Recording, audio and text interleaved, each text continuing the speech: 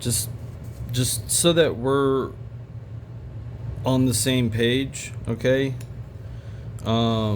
This is my this is what I got back from this lady, Kendra Farrell, which was my my massage therapist, and I went there. My first appointment was on this date right here, March 12th of 2022. Oh, I'm sorry. My first appointment with her was on March 16th of 2022 at 2:15. All right.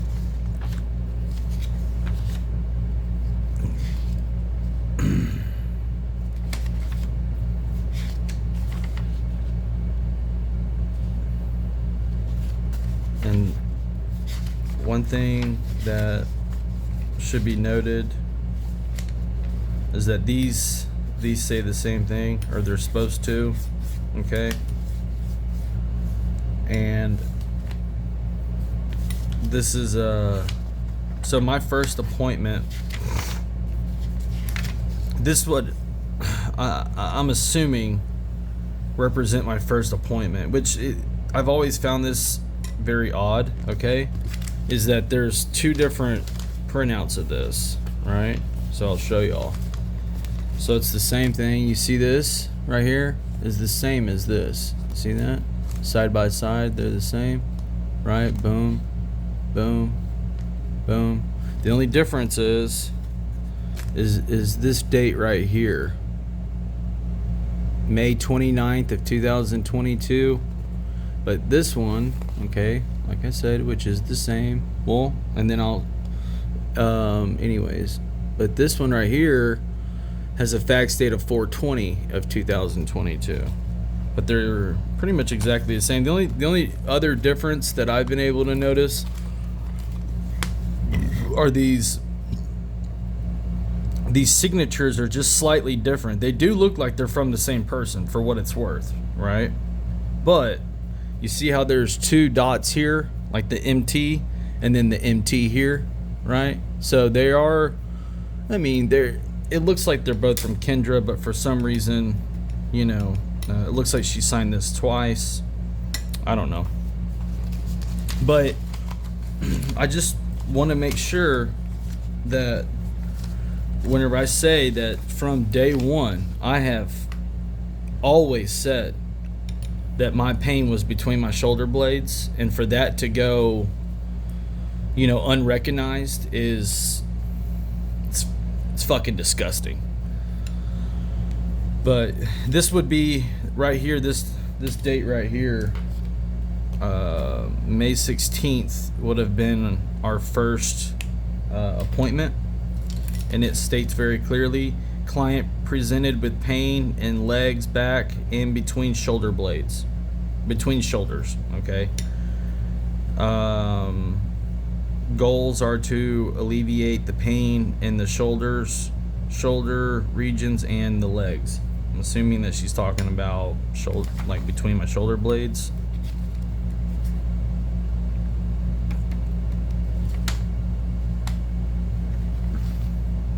And all together though, I went to, so this right here, this 316, so cover this one up. I don't know why there's two 316s, but I didn't go to two appointments on that date. But without counting, so skip this first one, but 1, 2, 3, 4, 5, 6, 7, 8. So I made 8 appointments out of 12. Remind you, I'm just now like running out of my savings, cashing out any kind of stocks and stuff that I had in Robinhood. I'm not, I actually was working for a guy doing I was towing, but I was getting paid like a couple $100 a week. So I went from making, you know, iron working, I was making, you know, estimated around $2,000 a week, okay, to, you know, a couple hundred. But you know, and actually I quit that job around this time right here. So like somewhere like in the middle of April is whenever I quit that job, because I was in too much pain. I couldn't even do it, and it wasn't even that physically demanding. But with that said, so the first appointment, right? Alleviate pain in shoulder regions. Okay. Second one, client has pain in the thoracic region. Okay. Client has pain in the thoracic region. Next appointment. So this is now my fourth appointment. Client has pain in the thoracic and neck region. Next appointment. Client has pain in the same of the thoracic. Right? Okay, you're starting to get it. Next appointment, thoracic region. Next appointment, client's in a lot of pain today. They don't really say anything about a region, but on the very last appointment, client has pain in the thoracic level today. And then she talks about how I missed a couple appointments, but from what I remember is like, clearly I wasn't getting any better. So, but these are the 8 appointments that were paid by the VA, and this is important too to note, is that these AMSAs, shame all of them that dealt with me. Shame on them. Shame on them. And also, a lot of my paperwork has this right here, this opt out, not defined.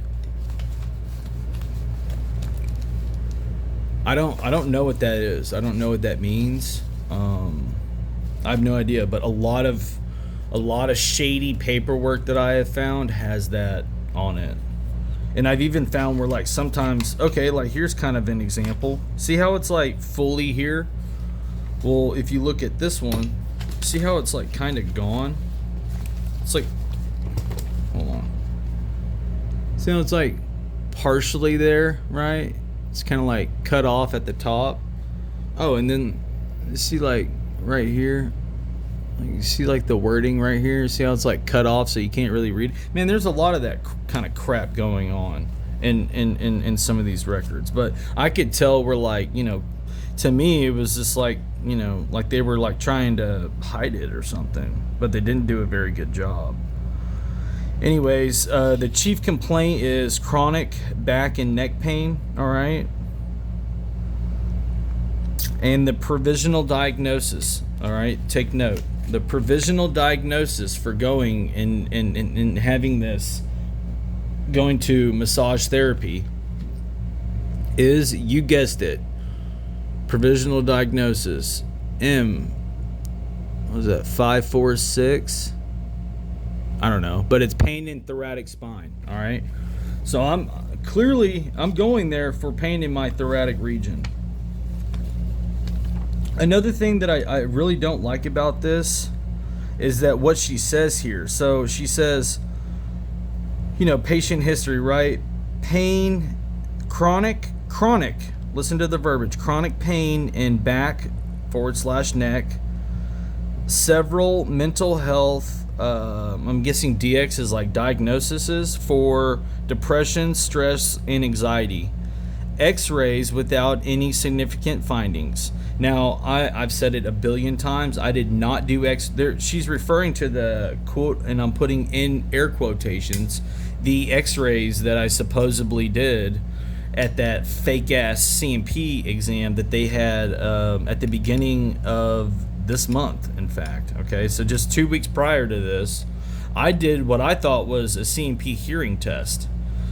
And I've already made videos about that. It's very clear that this is benefits fraud. Like, I can't even find any other examples of. But the devil's in the detail. And so, she's saying several mental health diagnoses for depression, stress, and anxiety. Well, used to be, before I met these fucking criminals, 3/4 of my service connection was anxiety, depression, like a mental health, like a psychosis rating. All right. But, for her to say, I think I know what she's getting at. And so, but I'll get to that. Anyways, x-rays without any significant findings, most likely myofascial pain. And so I kind of want to talk about that. So she says here that, like, I'm patient history and clinical findings, right? Diagnoses, right? Chronic pain and back and neck, right? Chronic pain, patient history. Well, then why is she putting in for, acute pain, right? Massage therapy, whenever that is acute pain and chronic are two totally different things. And so this is kind of like the last page right here, is that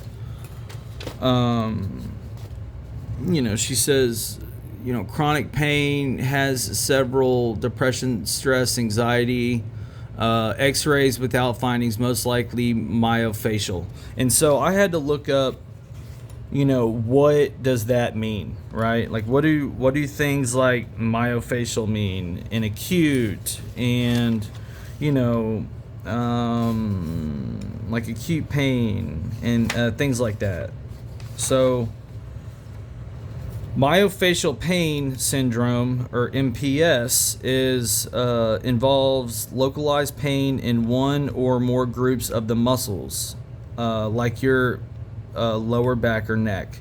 And essentially and also typically though, a myofascial, pain syndrome, where, like, she's saying that this is probably most likely, myofascial, right? Which is fucking stupid, because the dumb fucking bitch just literally said that in my patient history that I have chronic patient history and clinical findings, that I have chronic back pain.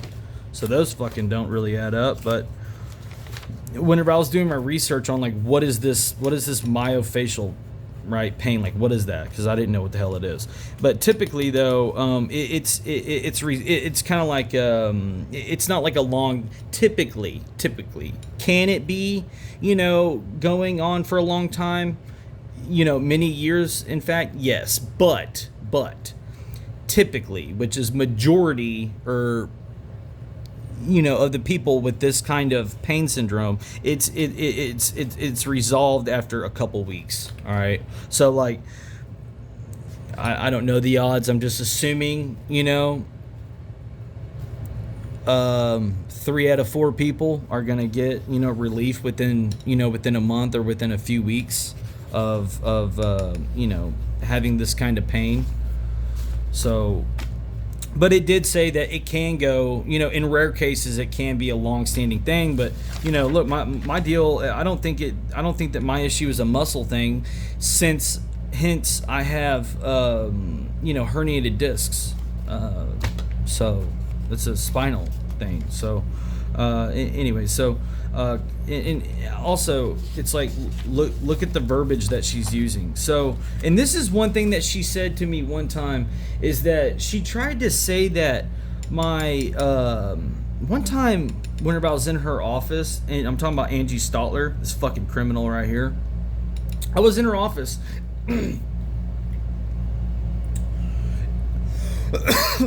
and it might have been that April 19th appointment of 2022. But anyways, I remember her telling me that my back, that my pain between my shoulder blades was probably due to my GERD. And I remember, questioning it, like, in the thing, but I didn't really make it like a big deal, because I didn't want to, like, argue with, like, your doctor. And at that point, I had no reason to think that she was malicious in any reason.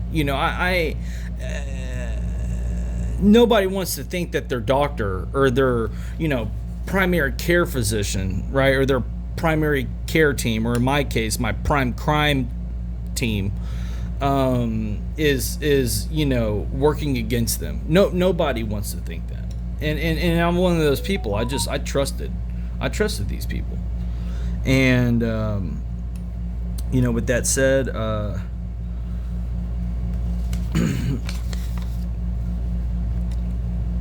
if I'm kind of getting off topic here, but if you, so this is a chronic back pain issue. Like, why is she talking about stress and depression and anxiety, right? Like, why would she even be talking about that? They don't, like, to me, like, that don't really make much sense. Like, if I walked in with like a broken arm, like, why would they be talking about a clinical finding, right? When referring to my broken arm, right? And I'm just using this as like an example, okay? Like, why would they be talking about mental stress being a factor of that? Well, myofascial pain syndrome, okay? Can anxiety cause myofascial pain? And it says, yeah, in fact, stress and anxiety are a common cause of myofascial pain syndrome, or MPS. And I found that to be like really interesting, is that she's willing to say on well, I'll hold that comment, but here's a fun fact. So, mental health issues, okay? This is a fact from WebMD. So, it's a very viable source of, clinical information, okay? But on average, 30 to 45% of people who struggle with chronic pain get mental health conditions. Disruptions in daily tasks and lifestyle from pain can lead to depression, anxiety, and substance abuse. I have, unfortunately, developed all three of these. If I didn't have them before, I sure as hell got them now. My depression has never been worse in my entire life throughout these past 2 years. My anxiety is 100% heightened. I live in fear. I mean, I really do. I truly, truly do. And it's not something that I'm proud of, but it's a true statement. I'd be lying if I said I didn't. And substance abuse is something that I have, unfortunately, I've been using illicit drugs to manage my pain levels and help with my anxiety, depression, so on and so forth. But I kind of have been using I've been using illegal drugs, okay, because they fucking bastards took me off my they took me off my ADHD medications. They won't allow me to get any kind of like pain medication other than Tylenol, which it doesn't do a goddamn thing. But and so yeah, and then I had a medical marijuana card. They say throughout my records, I'm abusing marijuana, but then it's like, it's so fucking stupid. Like, they'll say that I am using illicit drugs, marijuana, right? Referring to marijuana. And then on the same page of that same form, they'll also mention that I have a medical marijuana card and that I'm getting it legally up in Ohio. Because if you have chronic pain, that's a qualifier for medical marijuana in Ohio and in Texas. And so I had one up in Ohio. I moved back down here to Texas. I have one here in Texas. But it's just, my pain has just gotten so bad that it's not really helping like how it once did. Because when you have a chronic pain issue that goes untreated, that goes misdiagnosed, right? Whenever you deal with people who are falsifying your fucking records, right? Like radiology stuff and so on and so forth. Your chronic pain issue is just going to get worse, unfortunately, and I can contest to that firsthand. But this acute, so acute is typically an injury that's 90 days or less, and chronic pain can be anywhere from anything that's more than 3 months, right, and then on to a lifetime. It says here typically doesn't last longer than 6 months. Whenever I was doing some research on it, really your acute pain is 30 60 days. Here's the deal. Acute pain, just to dumb it down, acute pain is something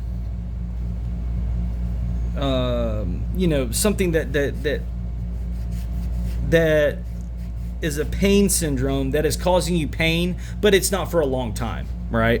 A chronic pain is something that lasts for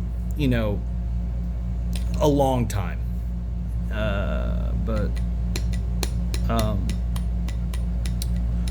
Yeah, so it's just totally negligent.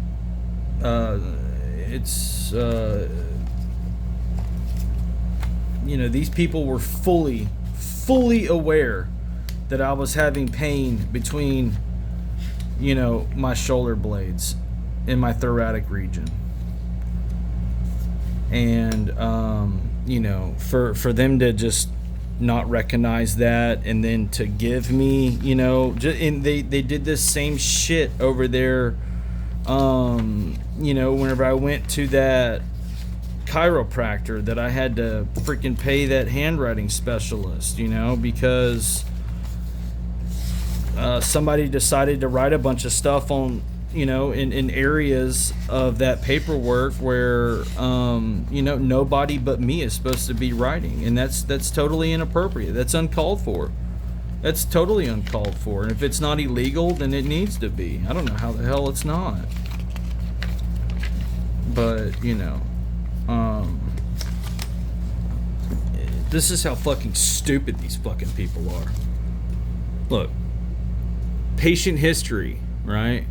Chronic back pain, which, by the way, this fucking chronic back pain bullshit started whenever I was at that job site. So it's not like this has been a long time fucking standing thing. No, dude, this chronic back pain started whenever I was hurt out there at fucking work.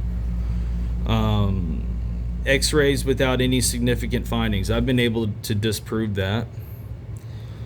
And it doesn't matter because I didn't do any goddamn X-rays. But for her to say that I've got chronic pain and then it's most likely, myofascial pain, that's totally negligent. It doesn't even make any fucking sense to me. So, that's that. But yeah, no, I whenever I started going to this lady, in March, I didn't even know what I didn't even know what workers' comp was.